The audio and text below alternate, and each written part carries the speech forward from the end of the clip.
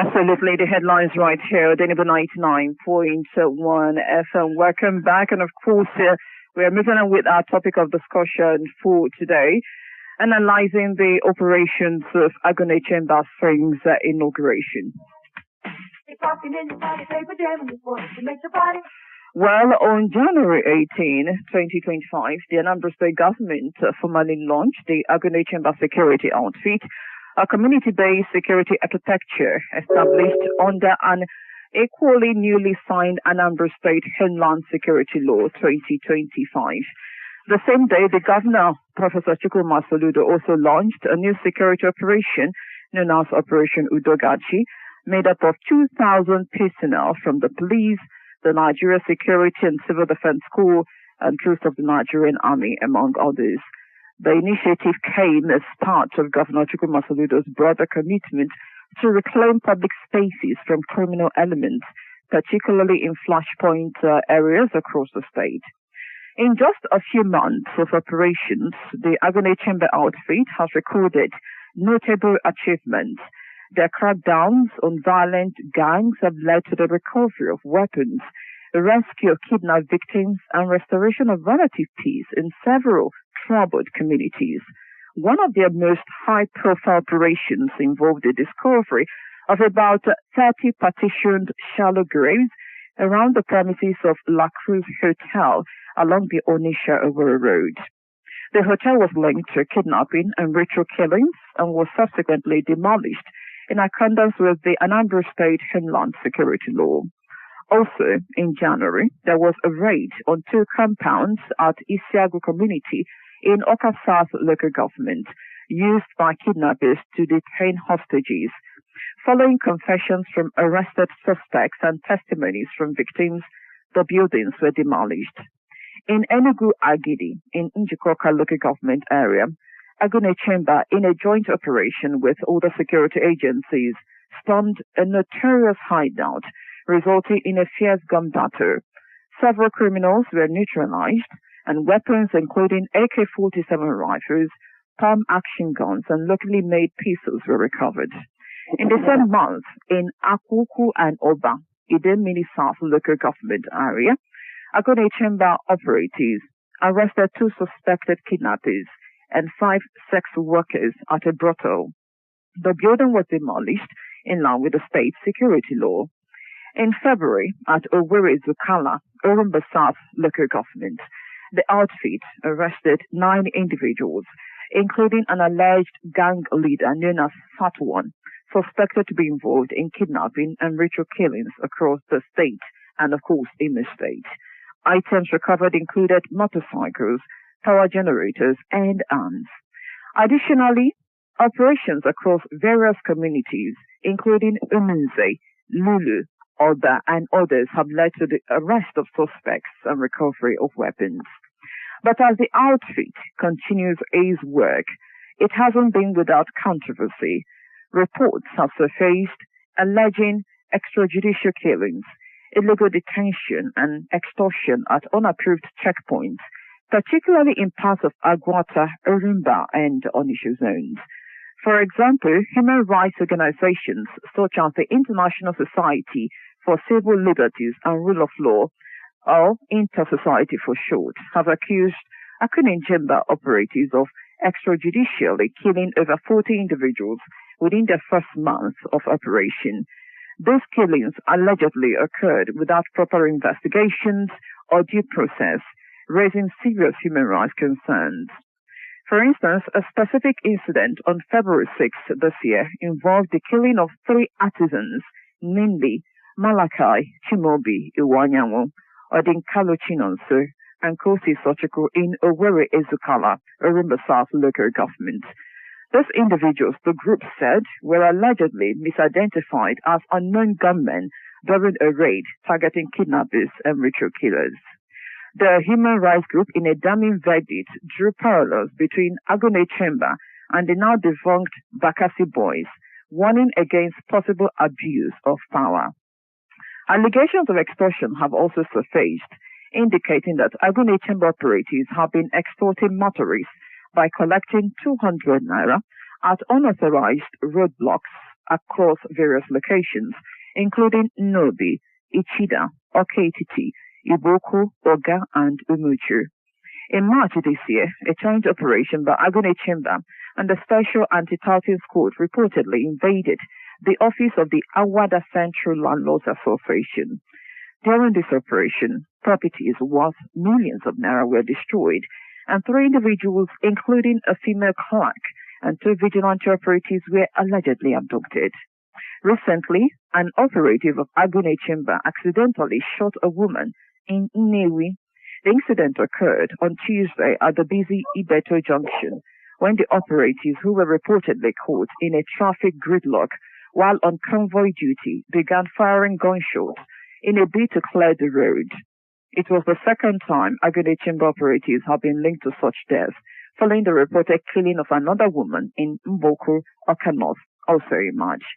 In addition, there have been troubling accounts of enforcement of official moral codes, such as targeting individuals with dreadlocks or inappropriate clothing. So in today's discussion segment, we aim to take a step back and look at the bigger picture. What has Agunaechemba done right? Where has it fallen short? Are the allegations mere growing pains of a new security outfit, or signs of systemic abuse that require urgent correction?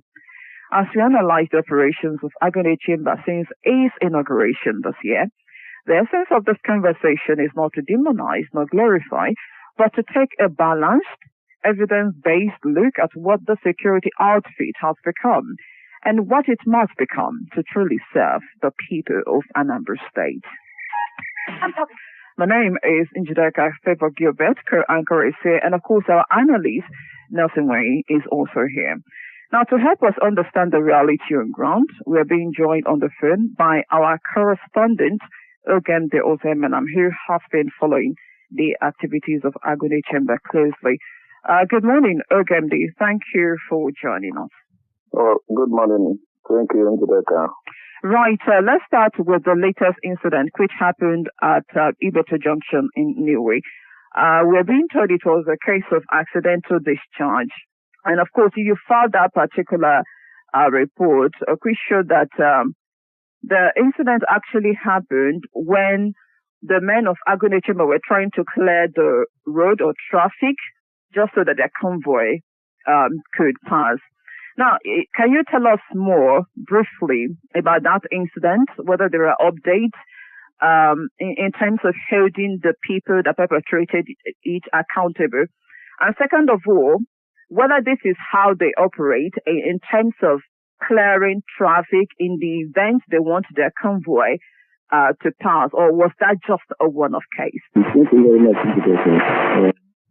Yes, the Constitution of the Federal Republic of Nigeria specifically points that the security of life and property is the primary responsibility of any government.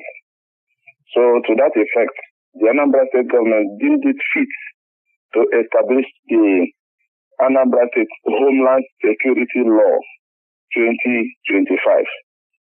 Of course, let me just take us through to some of the provisions of this very law. First, the formation, structure, and administration of Agunaechemba operating at the state, local government, and the community levels. 2. Collaboration between Agunaechemba, private security companies, and the relevant government agencies to enhance security operations. 3.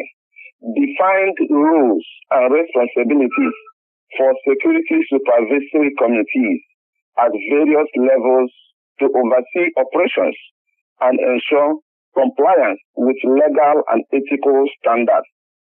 4.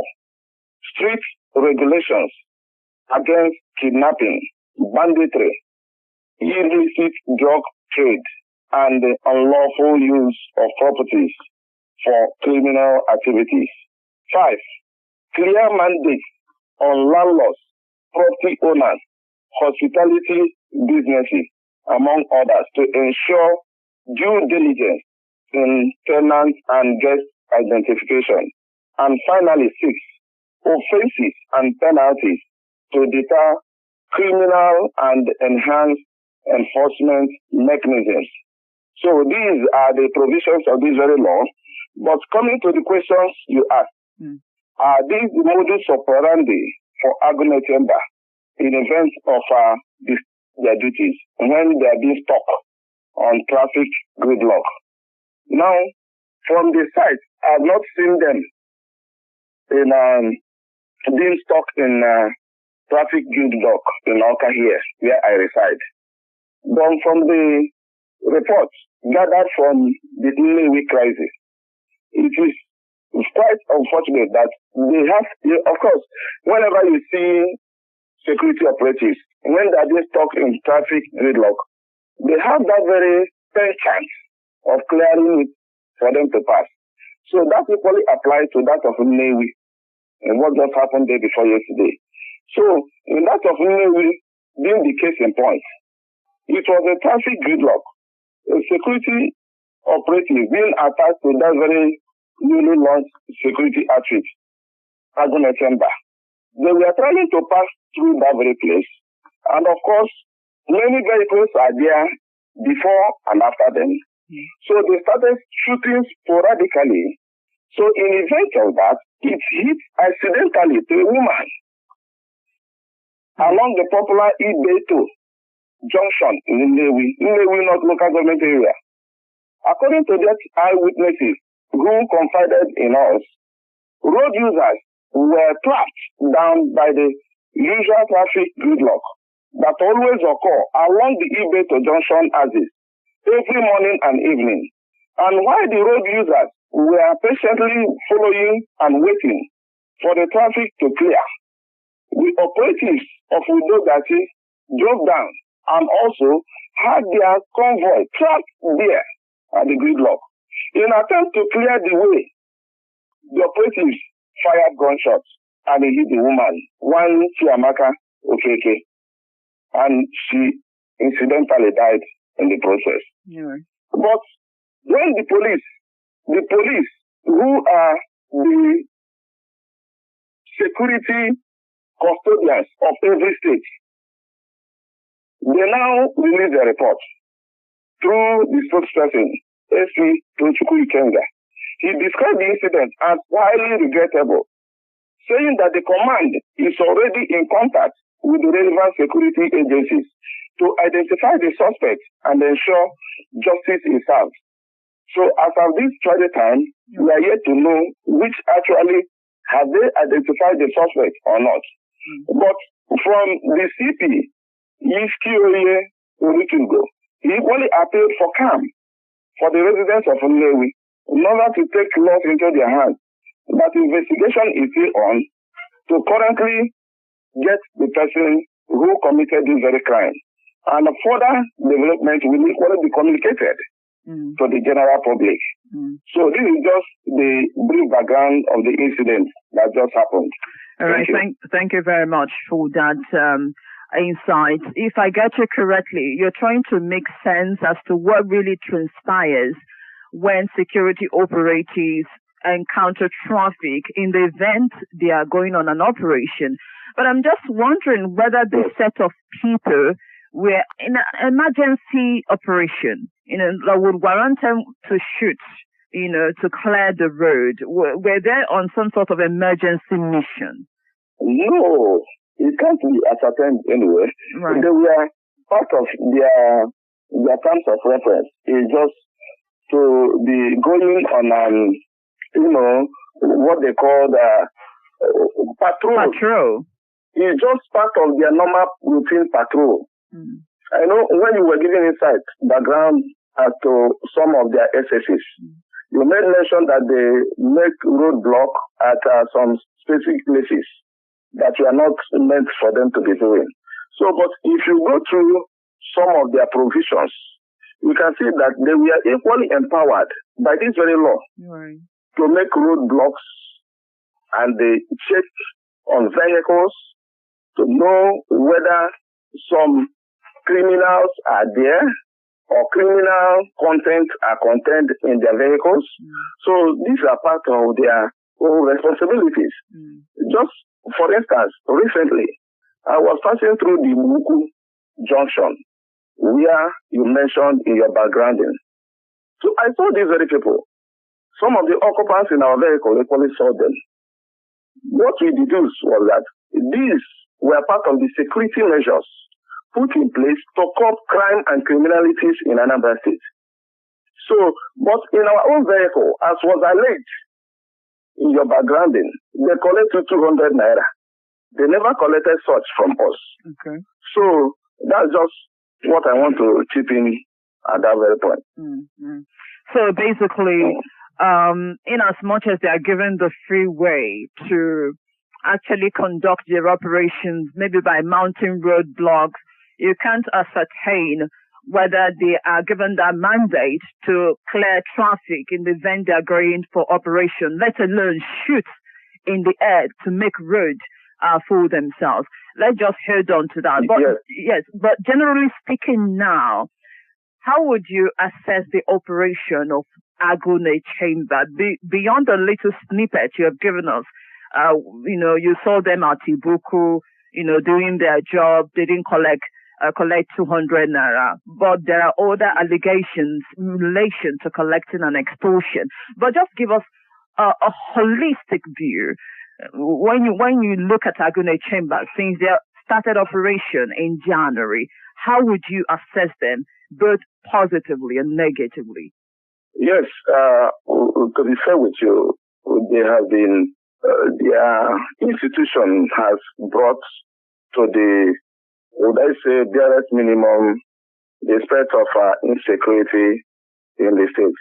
Recall that it was based on the rising insecurity in Anambra State that gave birth to the Anambra State House of Assembly enacting this very law this year, which was assented to by Mr. Governor. Now, on the very day Mr. Governor signed this very bill into law, he equally created another agency or institution to supervise these very people. Now, what was that very institution? The Anambra State Traditional Rulers Council, which law was ab initio amended.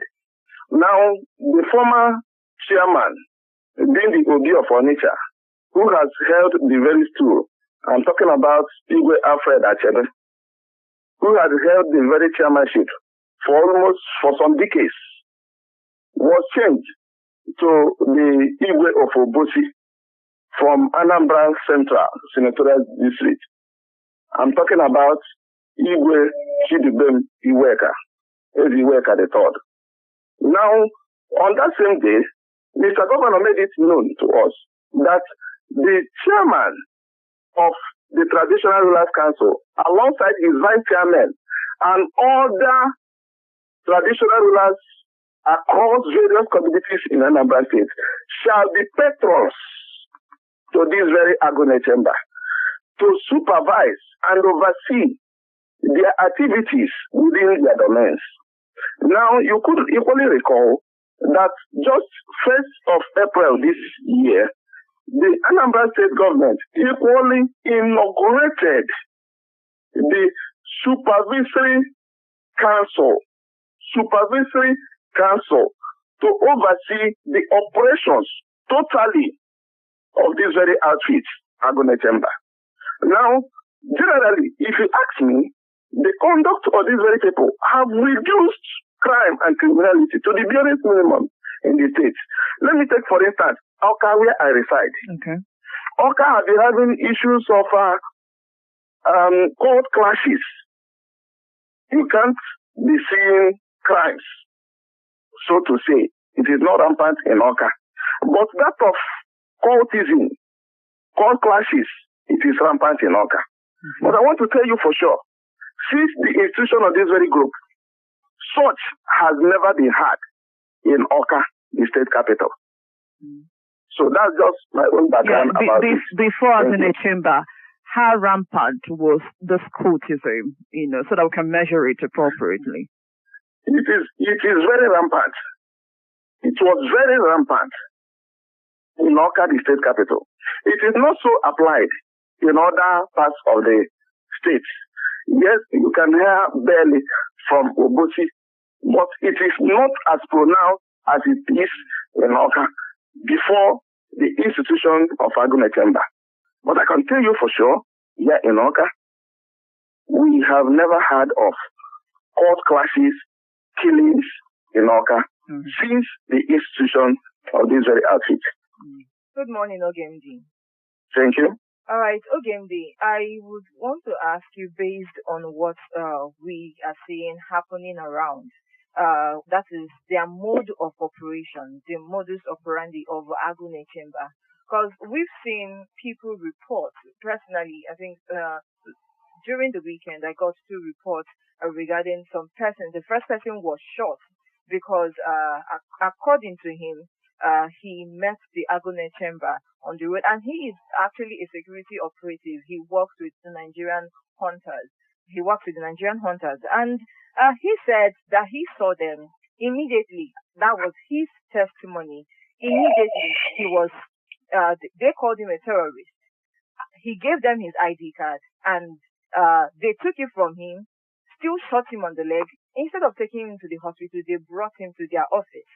And it was until they saw the ID card, read through it, and found out that something has happened. I don't read up to now. I have not gotten the full details after they took him to the office. And then secondly, another person said he was going to bring his younger sister from the office, from the hospital where she works at night.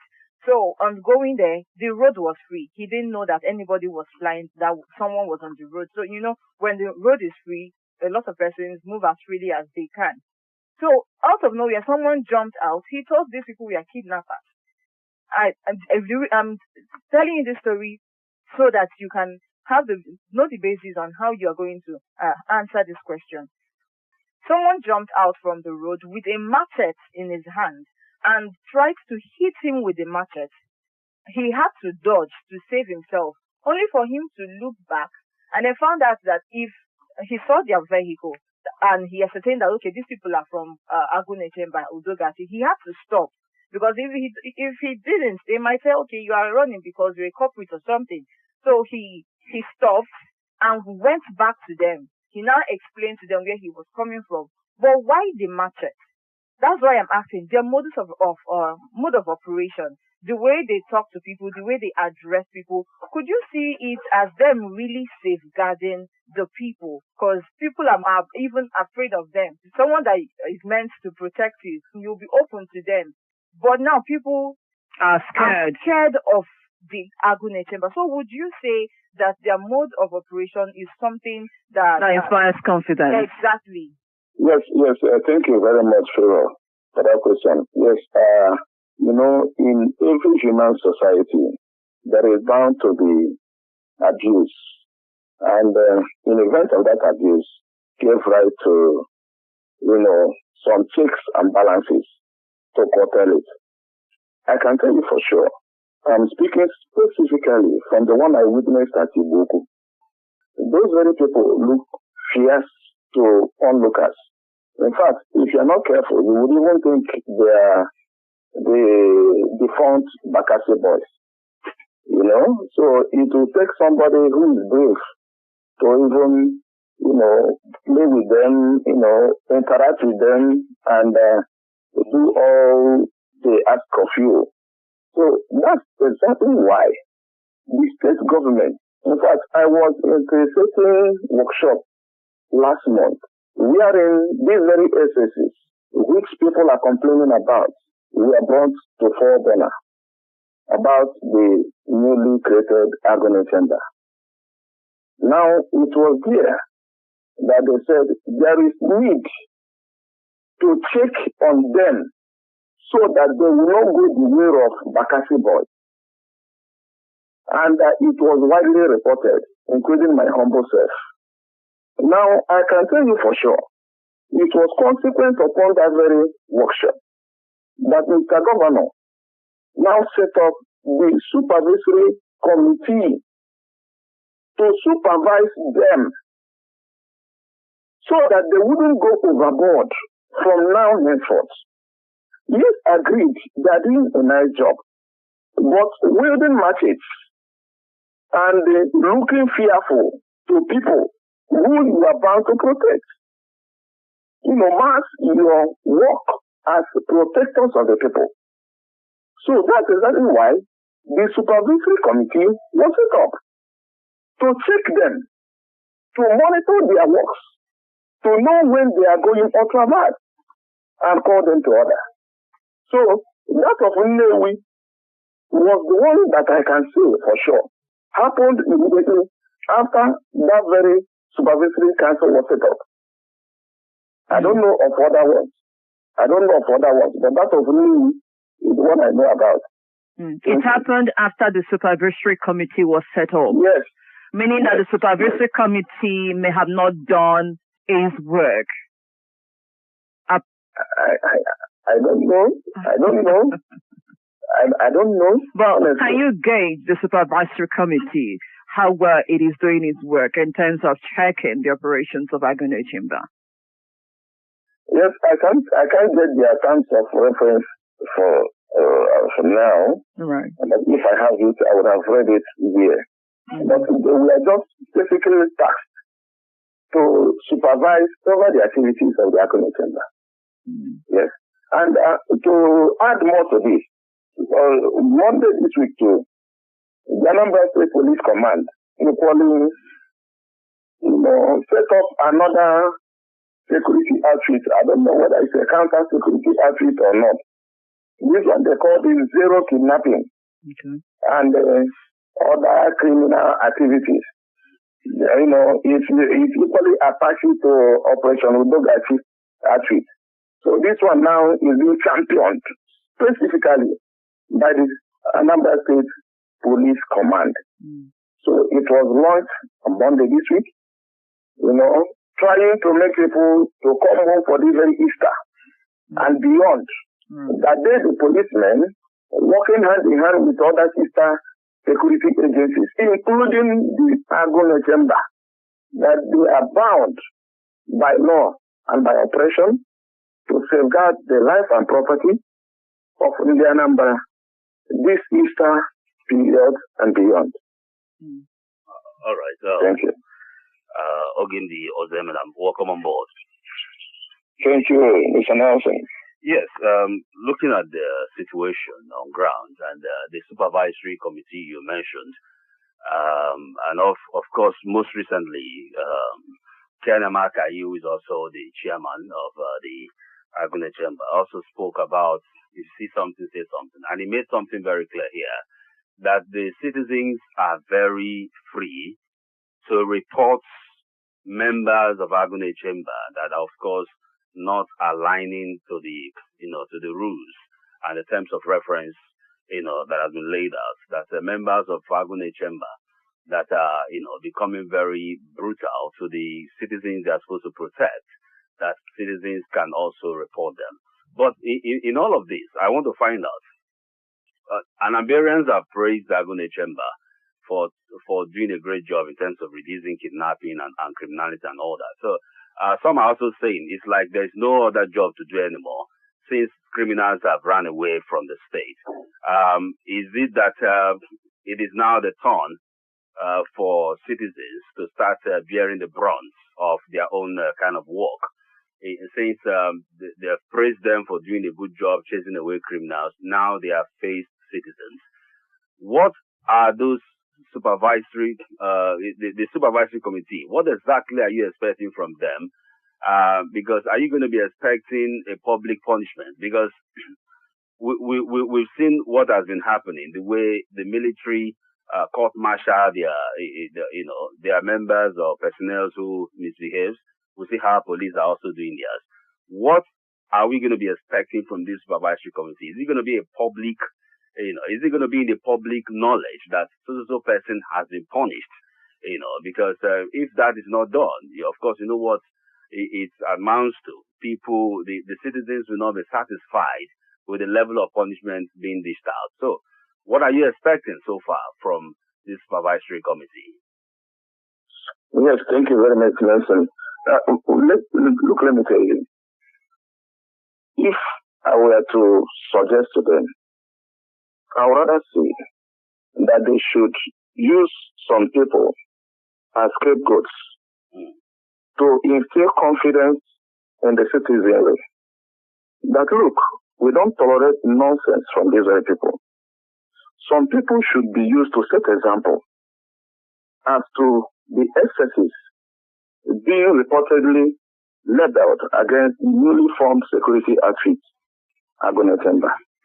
You see, part of the function of the Supervisory Committee is to oversee and coordinate the activities and operations of the Agunaechemba.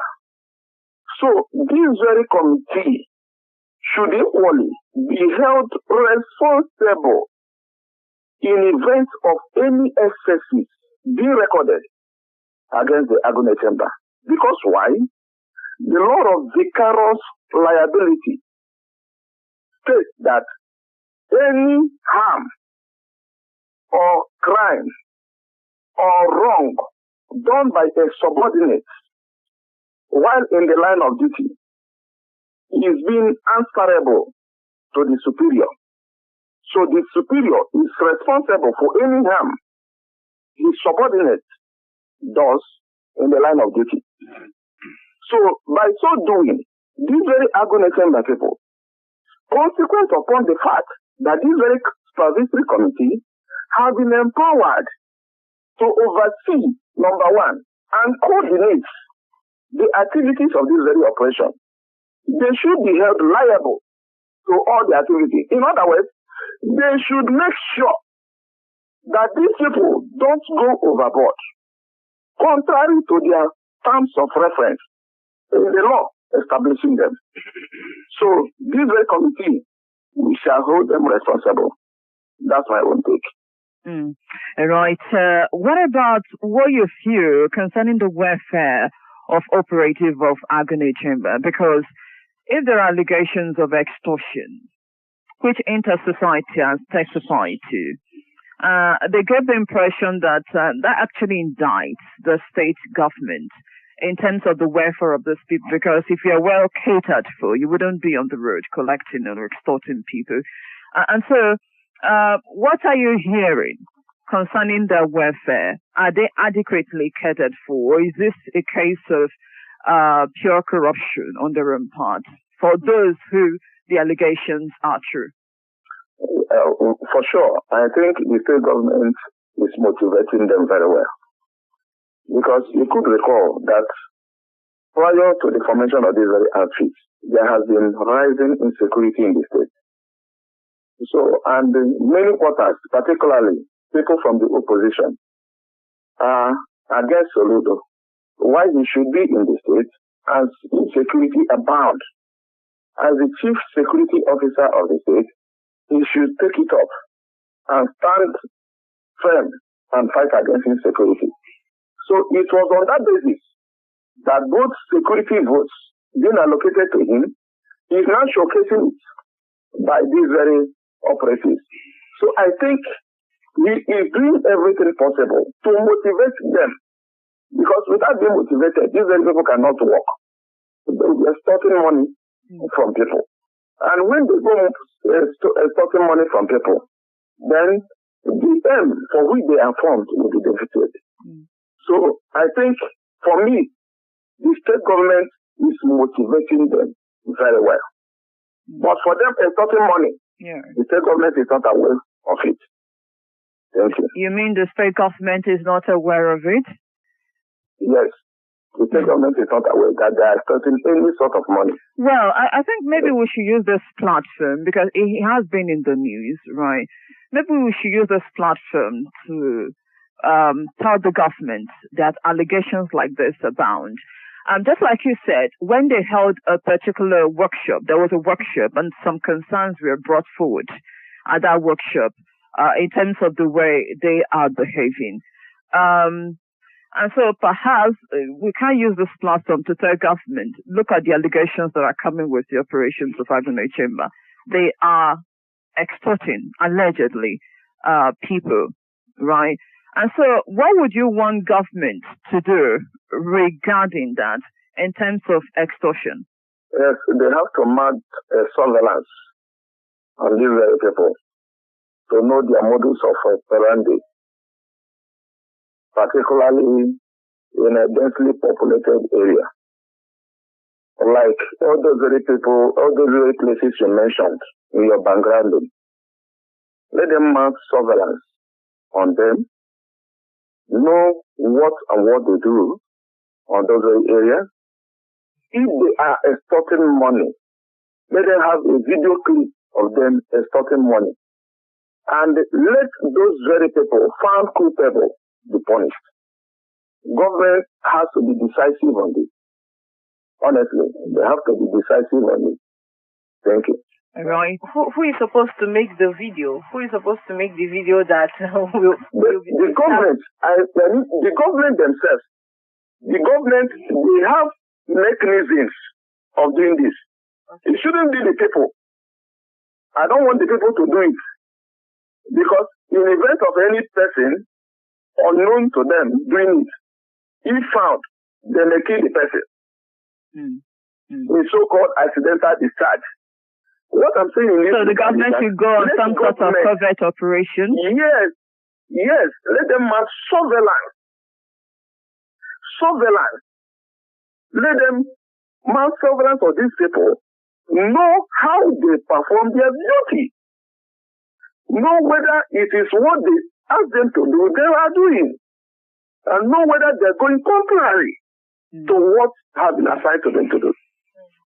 Is there anything, from what you have heard on ground, is there anything that perhaps operatives of Agunaechemba are making complaints about? Maybe there is something that they need to function better. Is there any kind of demand that they are making or hoping for the government to meet up with? No, for now, I've not heard of anything. And for this, I would like to do, I will conduct a report on this very issue and to get in touch with their chairman, a special advisor to the governor on community security, Nnewi. So I will try to get him and, of course, see where I can make a special report in that regard. But for now, the activities of these people, they don't have any PRO or spokesperson who you can contact. So that equally proves a setback to us who makes reports every day. So journalists don't have anybody to contact on in event of any excesses of this nature. So it's only Nnewi. And of course, when you contacted him, you can't even reach him. So, but we'll keep on trying. But had it been that they have a public relations officer, it will be easier for us to do our job on checking on them.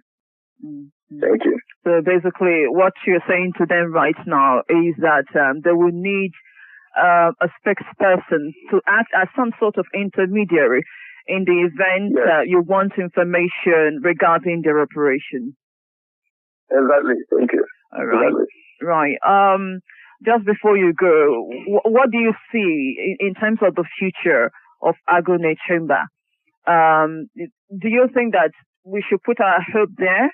Or you think that this description of them being Bakassi boys is something that we need to watch, otherwise it escalates? Do you have hope of Agunaechemba? And particularly as some people have said that it's just for maybe election, for government to score some political points. Now you are testifying to the fact that the security is improving, especially in Awka where you stay. But moving forward, with the reported excesses, what do you see? Do you see it lasting? Do you see it being sustained beyond the current administration? Do you see people embracing it wholeheartedly, or do you think that it will go the way of Bakassi boys of the past? I honestly, I'm seeing it going beyond the administration of Professor Charles Chukwuma Soludo, based on the structure already put on ground.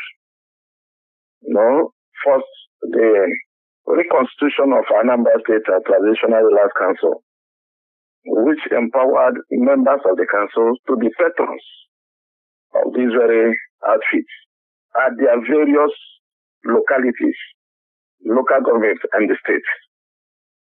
Then the institution of this very supervisory committee. So with these very two strong institutions of government monitoring the activities of these very people and putting them on checks, I think it will go beyond this very administration. And people will have confidence in them when they stop going overboard, like the extortion of money, which was alleged and not seen, then the killing of the Nnewi woman, some people at Zukala, and the woman at Mbako. Right. You know, all these very... Hello, Angie. Go ahead, please, Ogemdi. Go ahead. Hello, Angie. Go ahead. Yes. Can you hear us? Yes, I can hear you. Yeah. I am saying that if this outfit can be properly checked, that they can outlive the administration of Governor Charles Chukwuma Soludo. Thank you. All right. I don't know. Do you have any final words or updates for us regarding some of the things that had transpired so far? Is there any case you're particularly interested in, that you have updates on that you might want us to know about? No update yet. What I'm only telling in the Anambra, right, as a correspondent of Odenigbo FM, right, that have reported crime in these states for 11 years now. Mm-hmm. Let them just trust the process being instituted by Mr. Governor. Then we, the fourth estate of the realm, empowered by Section 22 of the 1999 Constitution of the Federal Republic of Nigeria, to hold government responsible and accountable to the people. We will be briefing them. We will be giving them information and updates of happenings in the states as regards the operation of Agunaechemba security outfit and the entirety of the Anambra State Homeland Security Law 2025. Thank you. All right, thank you so much. It's a good way to end it. Our correspondent, Ogemdi Ozoemenam, analyzing the operations of Agunaechemba since his inauguration in January. Thank you, Ogemdi, for your insight this morning. We appreciate it. Thank you very much. All right, have a great day. Thank you. Right, that's it. Quite a whole lot of information and insight from our correspondent, Ogemdi Ozoemenam. We deemed it fit to reach out to him because he had been monitoring some of these stories. And I think we have been able to gain one or two insight. But I don't know, nothing. Do you have one or two things to chip in? Do you fear for Agunaechemba? Well, I think they've, some of them have just thrown caution to wind. They just be very careful because so that they don't go back to the days of Bakas. Hopefully. And I hope the government is listening. We're doing our own bit to bring all of the information out to you. The conversation on Nigeria will continue tomorrow. Till then, my name is Njideka. See you again. And I am Favor Gilbert. Thank you for listening. All over the world.